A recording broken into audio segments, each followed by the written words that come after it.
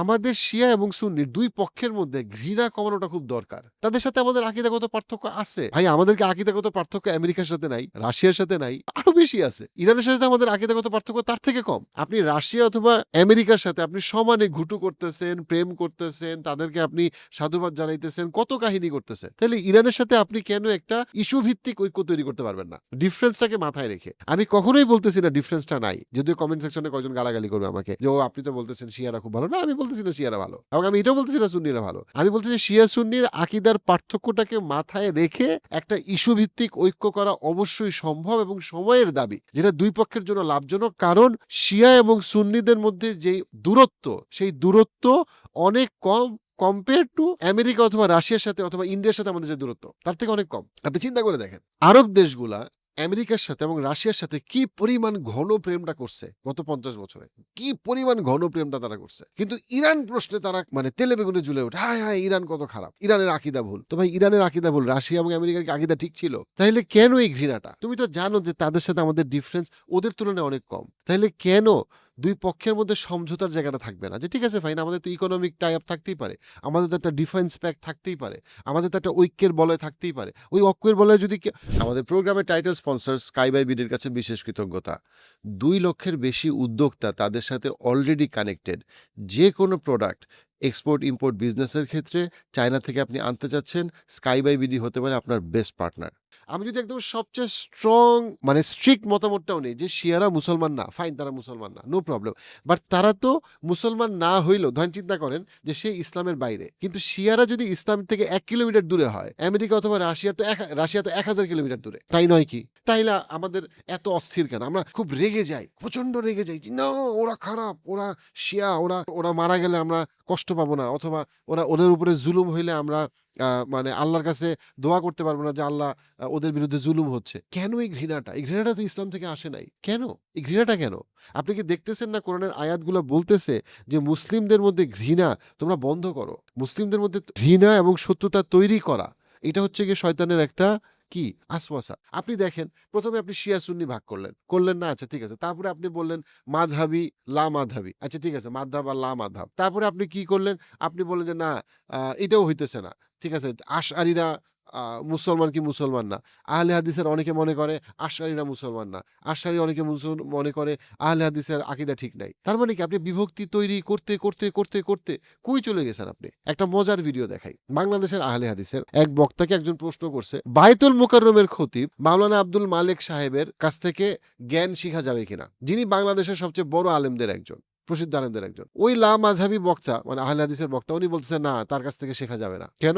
তার আকীদা ঠিক নাই। ভাই আমার কথা হইলো আমি এখানে আকীদার যত না সমস্যা দেখি তার থেকে বেশি আখলাকের সমস্যা দেখি।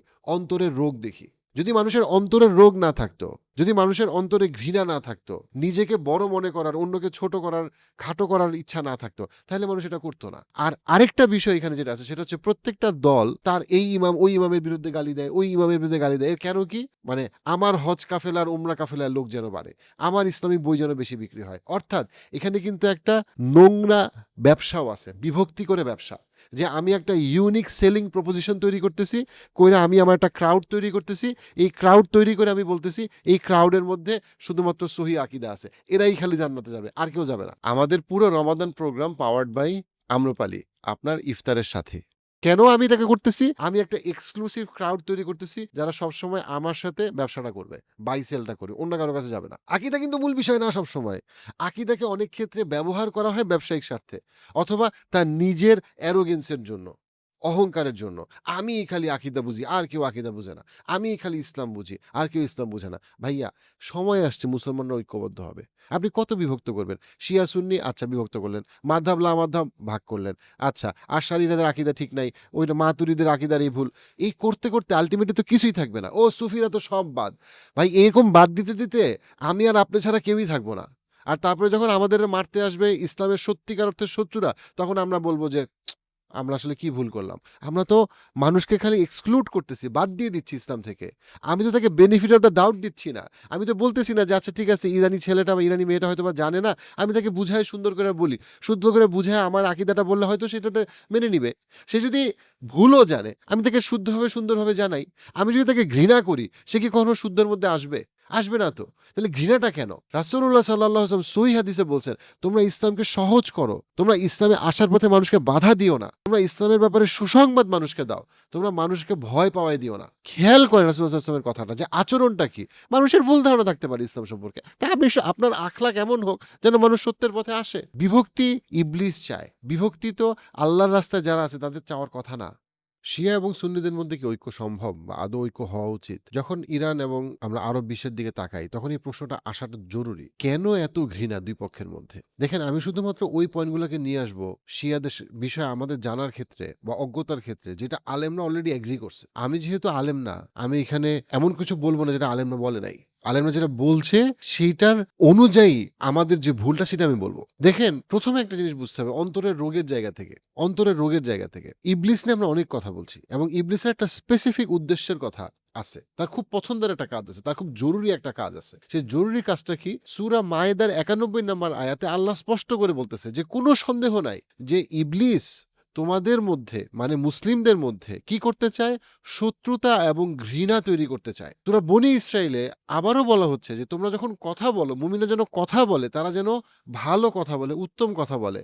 অবশ্যই শয়তান তাদের মধ্যে বিভক্তি তৈরি করতে চায়, বনী ইসরাইলে বলা হচ্ছে। অর্থাৎ ইবলিস স্পষ্টভাবে এখানে বিভক্তি করতে চায়। এটা কোরআনে স্পষ্টভাবে বলা, আল্লাহ বলে দিচ্ছেন যে তোমাদের যে পারস্পরিক শত্রুতা এবং ঘৃণা, এখানে অবশ্যই ইবলিসের উৎসাহ আছে, অনুপ্রেরণা আছে। এবং সূরা আলী ইমরানের ১০৩ নম্বর আয়াতে স্পষ্টভাবে বলেছে তোমরা ঐক্যের সাথে আল্লাহর যে রশি, আল্লাহর যে গাইডেন্স, আল্লাহর যে এবং আল্লাহ রাসূল সাল্লাল্লাহু আলাইহি ওয়াসাল্লামের যে পথ, সেটাকে তোমরা শক্তভাবে ঐক্যের সাথে ধরো এবং তোমরা বিভক্ত হইও না। অর্থাৎ আমরা বুঝতে পারি যে বিভক্তি ইসলাম স্পষ্টভাবে মানা করছে, শুধুমাত্র সেই জায়গা ছাড়া যেখানে বিভক্তিটার মধ্যে কোনো কল্যাণ আছে, স্পষ্টভাবে কোনো কল্যাণ আছে। আপনি যদি আজকে শিয়া সুন্নির যে প্রবলেম থাকে, আপনি দেখবেন যে সমাজবিজ্ঞানের জায়গা থেকে এটার মধ্যে অনেকগুলো অ্যাসপেক্ট আছে, শুধু আকীদা না। আকীদা একটা অ্যাসপেক্ট, এখানে পলিটিক্যাল অ্যাসপেক্ট আছে, হিস্ট্রি অ্যাসপেক্ট আছে, এবং এটার একটা বড় জায়গা আছে যেটা আসলে শুধুমাত্র এরকম না যে তাদের শুধুমাত্র আকীদার কারণে তাদের সাথে প্রবলেমটা হয়েছে। এক্সাম্পল দেই বোঝানোর জন্য।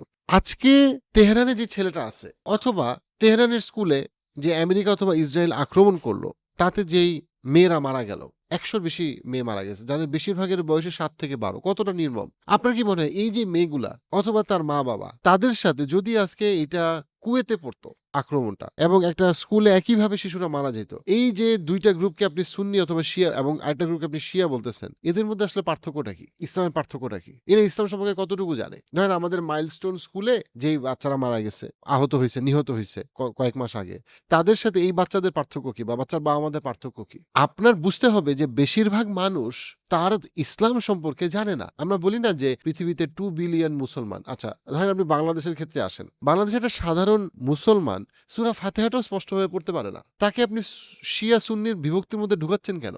চিন্তা করে দেখেন, তেহরানের যে সাধারণ মানুষটা রাস্তায় হাঁটতেছে, যখন আলেমরা ফতোয়া দেয়, আলেমদের মধ্যে প্রিডমিনেন্টলি দুইটা ফতোয়া আছে। একটা ফতোয়া হচ্ছে শিয়ারা মুসলমান না, আরেকটা গ্রুপ হচ্ছে গিয়ে শিয়াদের আকীদায় অনেক বড় ভুল আছে, কিন্তু এটা তাদেরকে ইসলাম থেকে সবাইকে ঢালাওভাবে বের করে না। দুইটা মত।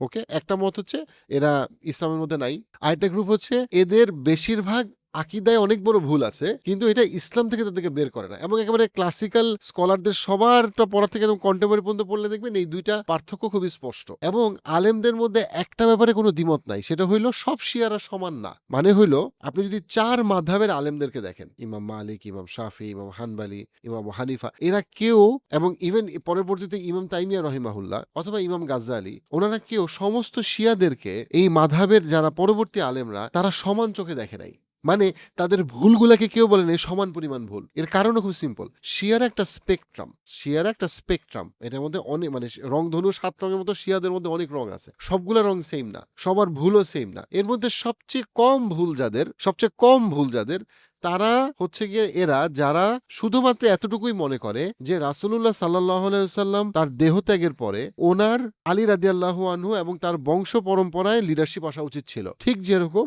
ইব্রাহিম আলাইহিস সালামের পরবর্তীতে আমরা দেখছি তার পরবর্তী সব কি আসছে, তার ছেলে তার ছেলে তার ছেলে এইভাবে আসছে। একইভাবে তাদের বক্তব্য হচ্ছে যে রাসূলুল্লাহ সাল্লাল্লাহু আলাইহি ওয়াসাল্লামের পরবর্তী লিডারশিপ তার বংশে আসা উচিত ছিল, এবং এই মর্মে তারা কিছু যুক্তি এবং হাদিস পেশ করার চেষ্টা করে। এর বাইরে অন্য সাহাবাদেরকে গালাগালি করে না, খলিফায়ে রাশিদিনকে গালাগালি করে না। তারা তাদের যে 12 ইমাম, সেই ইমামদেরকে তারা কোনো সুপার পাওয়ার বা তাদের কোনো স্পেশাল আল্লাহর সাথে সম্পর্ক আছে এবং তাদের মাধ্যমে জানাতে যাওয়া যে এরকম কোনো কিছু তারা বিশ্বাস করে। এটা হচ্ছে সবচেয়ে কম ভুল যাদের আছে। আর যাদের সবচেয়ে বড় বেশি ভুল আছে এরা হচ্ছে কি একদম মানে এদেরকে অনেক শিয়ারাও মনে করে যে ইসলামের বাইরে, যারা মনে করে যে আলী রাদিয়াল্লাহু আনহু, আল্লাহ মাফ করুক, উনি নিজেও আরেকজন নবী রাসূল এবং তাদের ইমামদের সাথে আলী রাদিয়াল্লাহু আনহুর একটা স্পেশাল কানেকশন আছে, তাদের স্পেশাল পাওয়ার আছে, ইত্যাদি ইত্যাদি।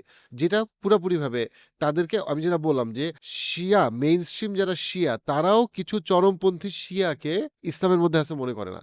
এটা কিন্তু আমাদের সুন্নিদের ক্ষেত্রে সত্যি। সুন্নিদের মধ্যে অনেক কিন্তু পীররা আছে, যেই পীরদেরকে আমাদের মেইন স্ট্রিম যারা আলেম ওলামা, সেটা আমি নাদওয়াতুল উলামা বলি, কওমি মাদ্রাসা বলি, অথবা আমি মদিনা ইউনিভার্সিটি স্কলারদের কথা বলি, তারা মনে করে যে এরা ইসলামের মধ্যে নাই। কারণ এরা এত এলোমেলো আকীদা রাখে যে তারা মনে করে এই পরিমাণ আকীদার ভুলের পরে সজ্ঞানে তাকে ইসলামের মধ্যে রাখা যায় না। অর্থাৎ আকীদার এক্সট্রিম ভুল বিশ্বাস এটা সুন্নিদের মধ্যে আছে, শিয়াদের মধ্যেও আছে। কিন্তু শিয়াদের মধ্যে যারা সাধারণ জনগণ, যারা আলেম পর্যায়ে না, যারা সাধারণ জনগণ, সেই সাধারণ জনগণ আসলে তেমন কিছুই জানে না। ঠিক যেমন একটা সাধারণ বাংলাদেশী ছেলে অথবা একটা সাধারণ আপনার বাহরাইনের ছেলে যতটুকু ইসলাম সম্পর্কে বেসিক জানে, একটা তেহরানের ছেলে অতটুকুই জানে। তাহলে তাদেরকে আমি কেন শিয়া সুন্নির মধ্যে আমি ফেলবো, যদি না আমি শুধুমাত্র ঘৃণা করতে ভালোবাসি শয়তানের ওয়াসওয়াসা? চিন্তা করে দেখেন, একটা হচ্ছে স্কলারলি লেভেলে অনেক পড়াশোনা করার পরে কার আকীদা ভুল কার আকীদা ভুল না। যখন আলেমরা ইমাম তাইমিয়া রহিমাহুল্লাহ অথবা ইমাম গাজ্জালি রহিমাহুল্লাহর মতো মানুষরা যখন শিয়াদের ভুল নিয়ে কথা বলছেন, ওনারা সবাই ভুল বলতে ওইটাকে বুঝেছেন যারা সজ্ঞানে ভুলটা করে, যারা জেনে শুনে ভুলটা করতেছে। ধরেন আপনি যদি আজকে বাংলাদেশে একটা সাধারণ ছেলেকে জিজ্ঞেস করেন, সাধারণ একটা মুসলমানকে জিজ্ঞেস করেন, আচ্ছা তুমি বলো তো আল্লাহ কি উপরে আছে, আল্লাহ কি আরশের উপরে আছেন নাকি আল্লাহ সবখানে আছেন, দেখবেন সে কনফিউজড হয়ে যাবে, সে জানে না, সেটা নিয়ে কোনোদিন চিন্তা করে নাই। এখন সে যেই উত্তরটা দিল ওর প্রেক্ষিতে আপনি যদি বলেন তোমার তো আকীদা ভুল, তুমি তো ইসলামের মধ্যে মনে হয় নাই, এটা কি আপনার সাথে তার কোনো উপকার করলেন? যে ছেলেটা হয়তো খালি শুক্রবারে নামাজ পড়ে, বাকি সময় নামাজ পড়ে না, খালি শুক্রবারে নামাজ আর ঈদের নামাজ পড়ে, বাকি সময় কিছু হালাল হারাম মিলায় তার জীবনে আছে, আপনি কি তাকে বলবেন যে ভাই মানে you see what I am saying? আমি শিয়া সুন্নির যে আকীদাগত ডিফারেন্স, সেই আকীদাগত ডিফারেন্সের রেসপেক্ট দিয়ে আমি বলতেছি, যারা সাধারণ মানুষ, সাধারণ ছেলেমেলে, সাধারণ সমাজের মানুষ, তারা তো ওই আকীদার ডেপথে কোনোদিন যায়ও নাই, তারা হয়ে যেটাকে চিন্তাও করে না। তারা একই কোরআনে বিশ্বাস করে, একই কিয়ামত দিনে বিশ্বাস করে, তারা একই রমাদানে বিশ্বাস করে, তারা একই কাবায় বিশ্বাস করে। তাহলে ওই যে আলেম ওলামা কেন্দ্রিক যেই আকীদার যেই বিতর্ক, সেই বিতর্ককে সম্মান রেখেই বলতেছে, সেটাতে আমরা সাধারণ মানুষকে কেন জড়াবো?